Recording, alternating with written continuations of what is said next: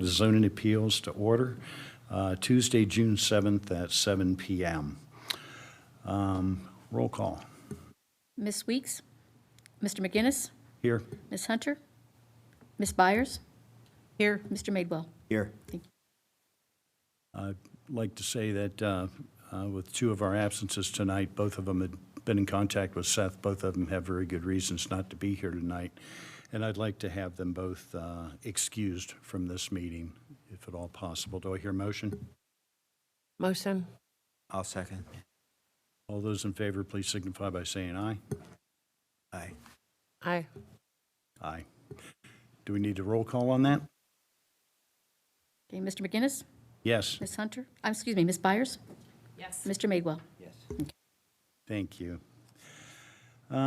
Meeting procedures, this will be rather informal, if you will, because there's not a lot of attendance here in the case in front of us. However, I'll go through the brief explanation of how we conduct our business anyway. Going to be administering the oath to those people who are going to be wishing to speak in favor or against or in supporting of the case at hand, because all the testimony in front of the Board of Zoning Appeals is sworn testimony. So we need to go through and do that. What we'll do is we'll call the agenda items and ask for staff to present the case. We'll ask the applicant if he'd like to add anything to what staff presented. And then we'll have board members ask any questions that we may have to you, sir, and see if we can't get any clarifications along those lines of anything that we may not quite get. We'll open the floor to public comment.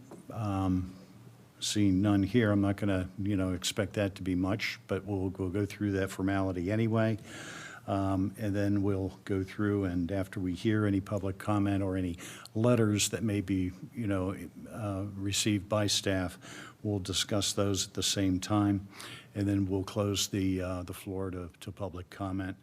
And then what we'll do is we'll go through and see if there's any further discussion. If not, then we'll go through the findings of fact. There's a findings of fact we need to go through for every variance and every conditional use that we're hearing as a variance tonight. And then we'll go through and do a motion. So that's our general process, the way it works.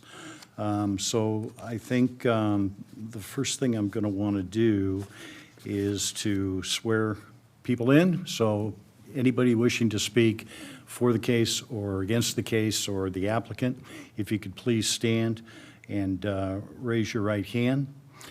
Do you solemnly swear or affirm that the testimony you're about to give to this board is the truth, the whole truth, and nothing but the truth? If so, please say I do. Thank you.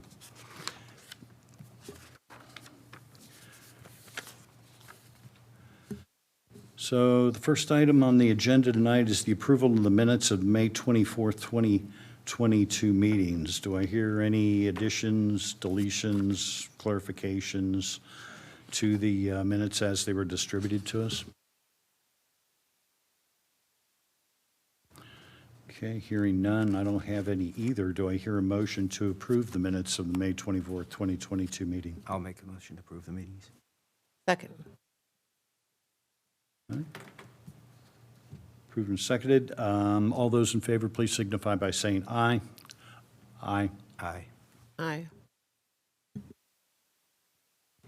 So, no old business, so new business. The case in front of us tonight is variance VAR 22-06 at 11100 Reinhardt Road. It's a request for accessory structure variance at 11100 Reinhardt Road.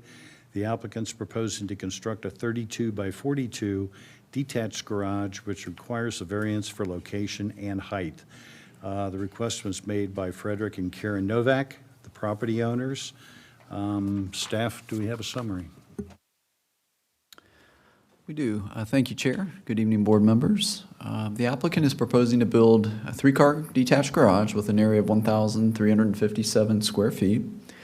There are 3 variances that are tied to the proposed structure, including location, height, and total number of accessory structures.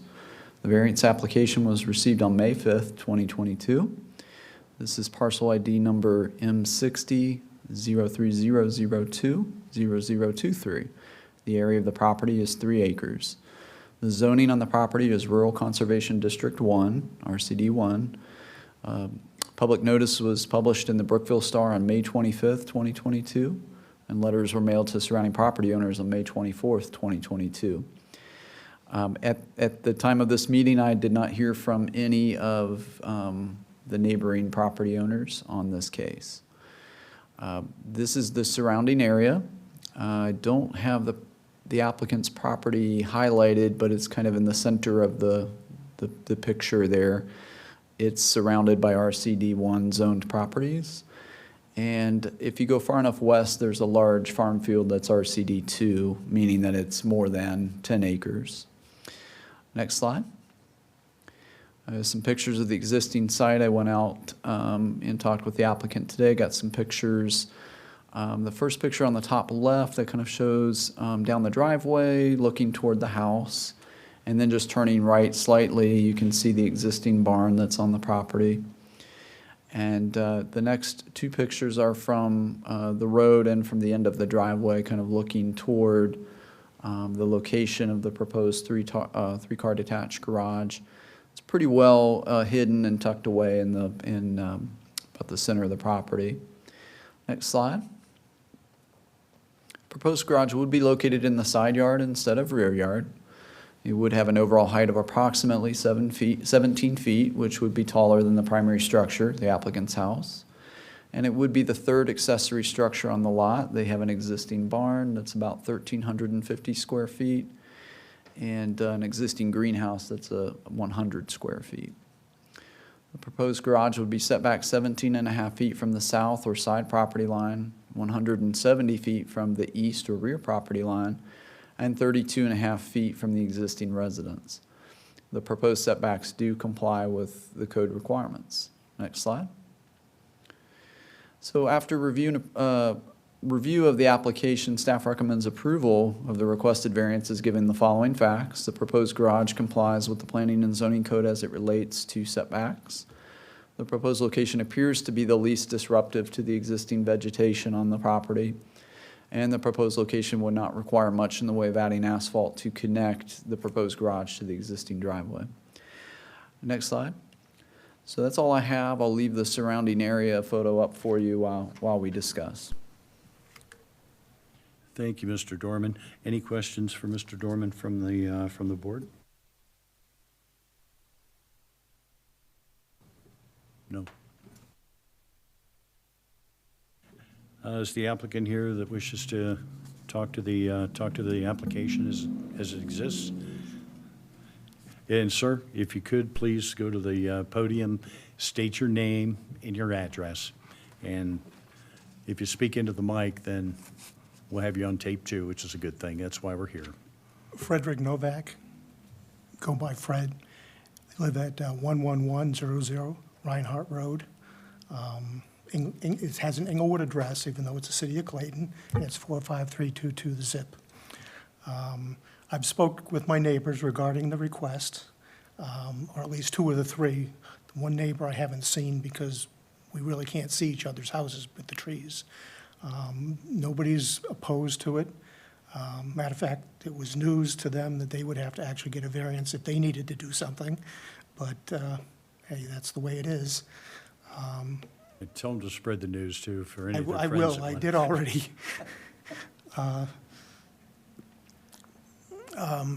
The actual garage with the peak will add, in my opinion, will add to the symmetry of the house from the existing road, from the road front. And with the brick bottom facade, I think it will, look very appropriate for the area. I think it'll add value to the property, and I think it'll add street appeal. Really, that's all I have to say. Any questions that I can answer, or wait till the discussion? Well, this is the discussion now, so we're Okay. good. Any questions from the board? You said you Yes. They said, fine, no problem.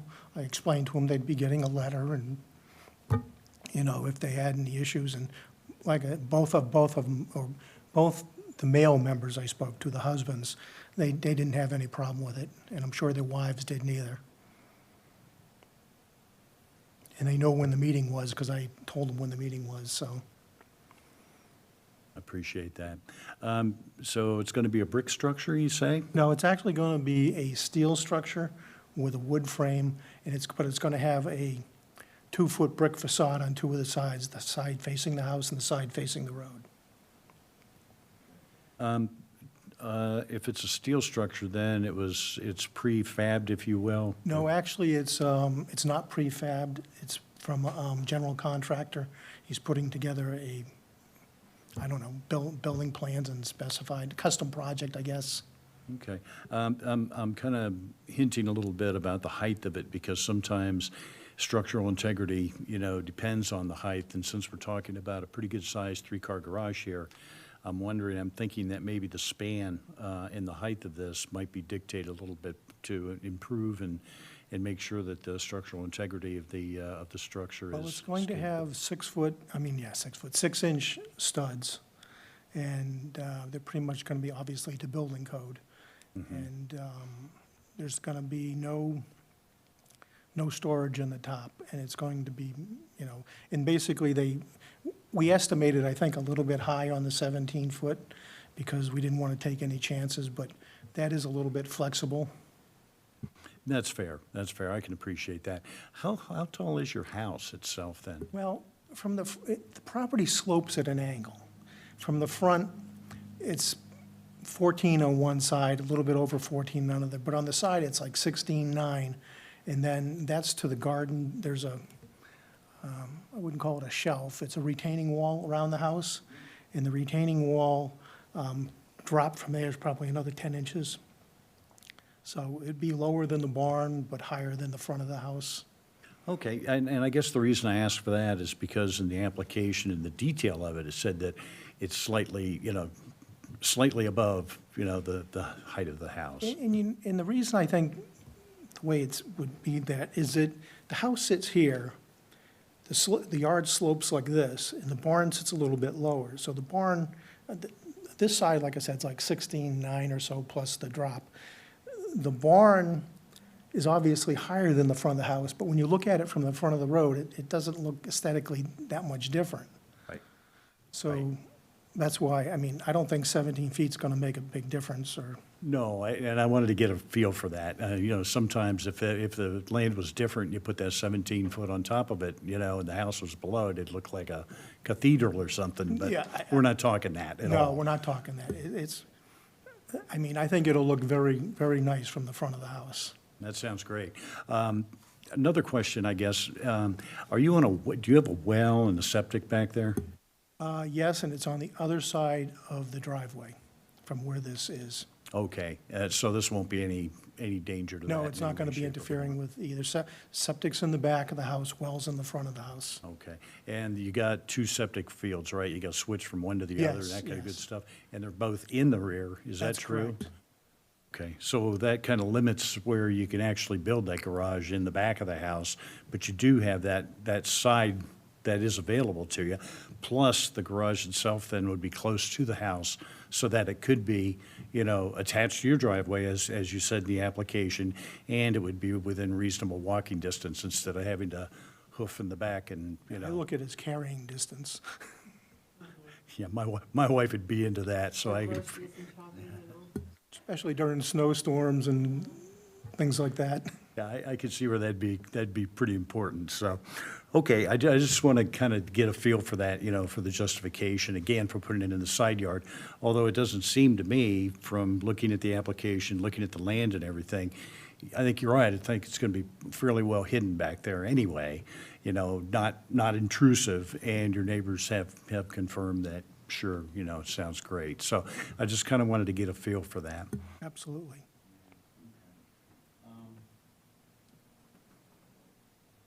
The only reason we're here talking about another variance for, the third accessory building is because, the barn and the greenhouse are 2. And even if you had a gazebo, I think that would count for an accessory building. So, I understand that, they're incidental, and most homeowners would look at that and go, it's a greenhouse for Pete's sake, 10 by 10, right? Which is what you have in your application. Close enough. Okay, but I assume it's active? Yes. Okay, and that's fair enough, too. And in that district, I certainly don't see any problem with that either. I just wanted to confirm that and get that on the record. If it was abandoned or something like that, and if it wasn't being used, then maybe we'd talk about that a little bit more. But again, I would say the majority of the vegetation is out in the gardens right now, but there still are some flowers and vegetables growing in there, some of it hadn't matured properly. understand, totally understand, and I appreciate your being forthright on that. That's again a good justification for why we're talking about what we're talking about, and that helps with our approval process. So you did good.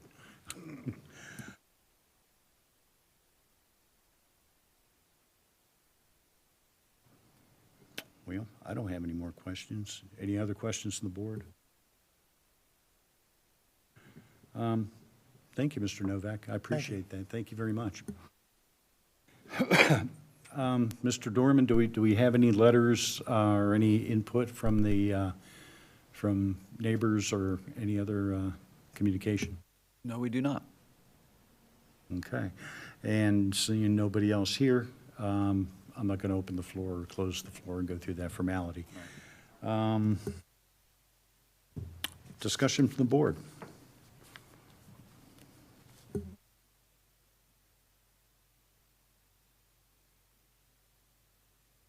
Okay. Their property, it's gonna increase the value. It's gonna look great with the other buildings, I believe, and the neighbors are okay with it. It's pretty straightforward to me, too. I think that's what bothers me. Anything that's ever straightforward, all I did was one of those type of things, so what can I say? But yes, I agree with what you're saying. Well, do I hear a motion to close input then? I'll make a motion to close the input. Second. All those in favor, please signify by saying aye. Aye. Aye. Aye. Okay. I think we're down to decision time then. Would anybody like, the board want to go through and make a stab at going through our findings of fact here?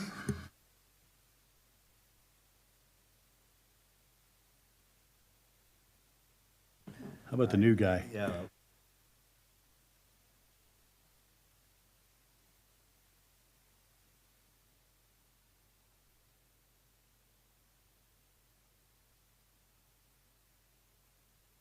Number one, special conditions and circumstances exist which are peculiar to the land, structure, or building involved, and which are not applicable to any other land, structure, or building within the same zoning district.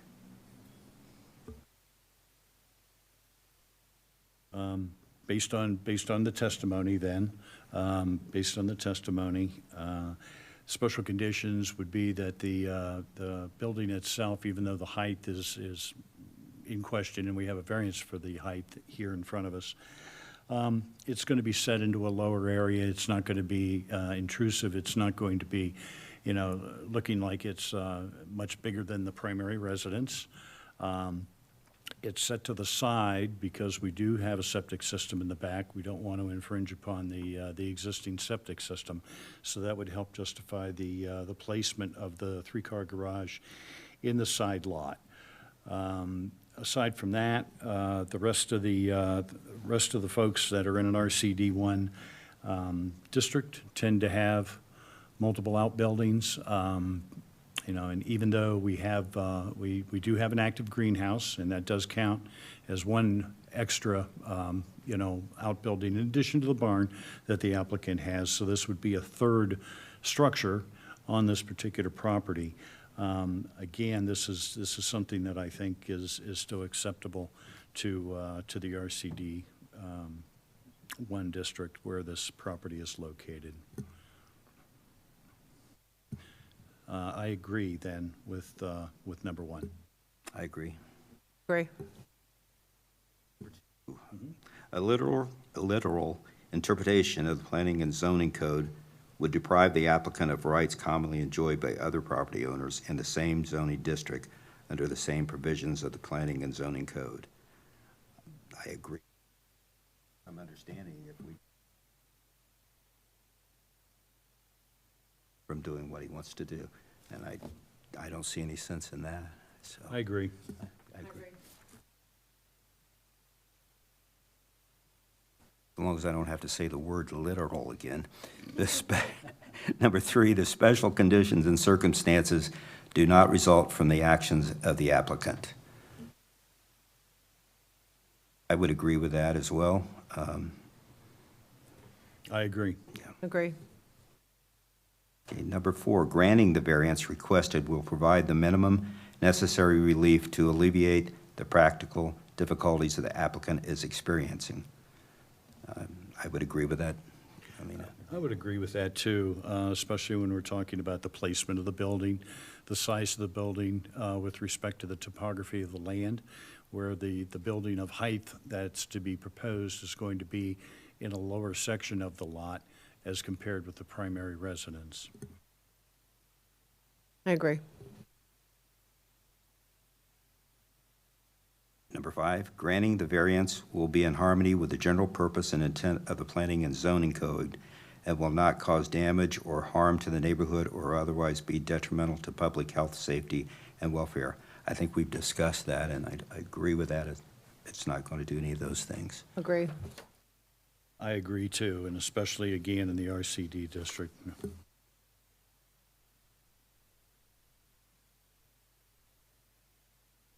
Number 6, the proposed variance will not constitute a change of zoning district, including a variation in the use on the official zoning map. In no case shall the board approve a variance for a use which is not permitted use in the zoning district in which the land, structure, or building is located. I agree with that as well. Yes, I agree. This is a variance, not a conditional use, and we're definitely not changing zoning districts or anything with the text of zoning in the RCD1.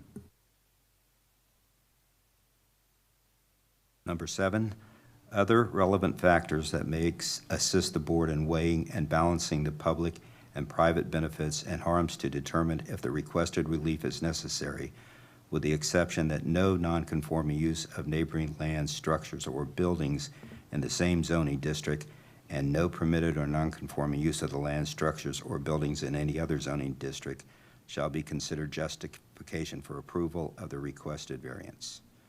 I would agree with that.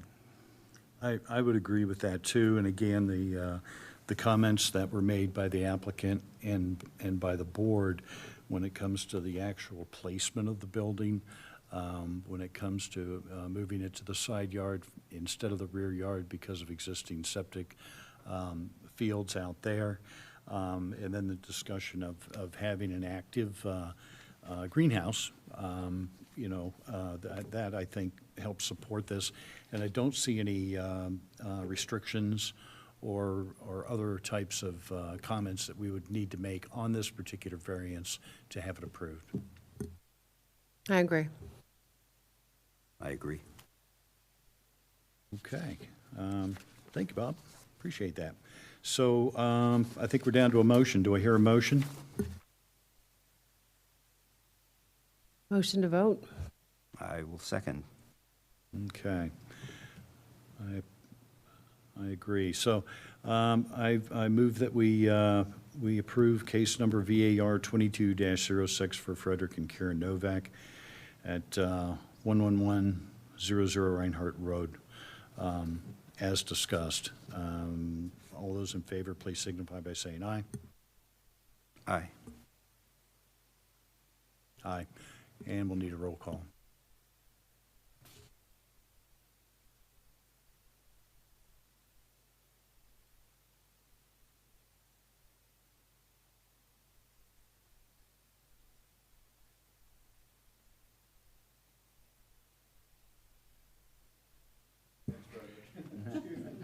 That's what I get for reading my document in front of me. Thank you.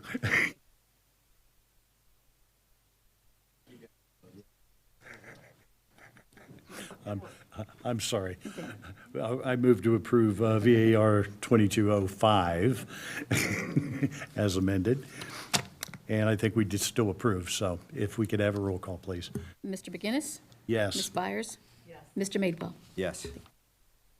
Okay, thank you all very much. I appreciate that. Seth, do we have anything coming up, new business or cases for next month?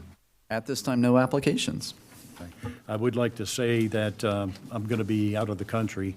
However, I can call in at 9 o'clock tomorrow to be able to meet this meeting today if we do have one and you do need me for one reason or another.